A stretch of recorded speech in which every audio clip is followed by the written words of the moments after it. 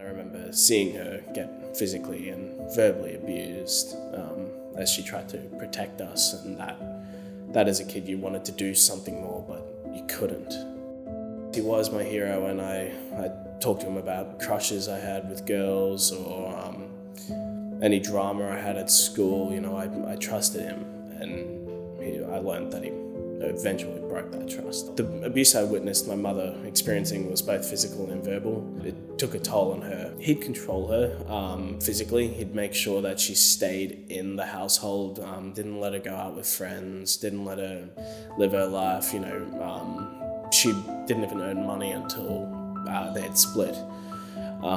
So he was the main money earner. He, I guess, used that over her because her having to stay at the house, look after us, provide for us, and for him to just go out and earn all that money and then come home and kind of use that against us. It was difficult on Mum. As I got older, I realized, wait, hold on, what he's doing isn't right.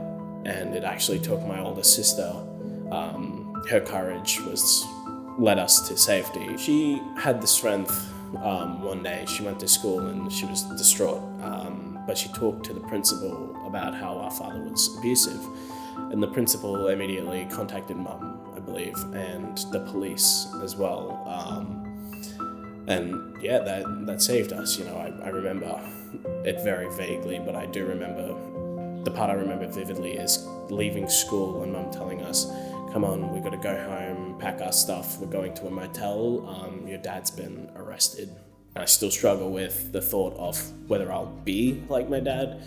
It is something that I've tried to hold myself to higher standards. I've tried to be calmer, be more polite. I've tried to be, nicer, respect people.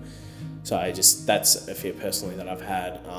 A fear for my younger brother would be that I don't want him to grow up without a male role model.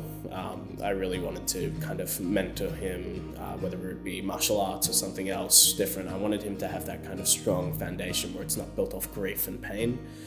And my sister, I just wanted her to be able to not look for that in a relationship. I've seen trouble with my mates and partners or girls they've been talking to, and I've intervened by either telling them that that's not on. I do make sure that they're not treating anyone any differently as to how they would treat themselves. I finally feel responsible for my life, and I've got a partner who I adore. Things aren't bad as I thought they would be with someone as I grew up. I feel safe, so it's definitely a happier, more safe and peaceful life.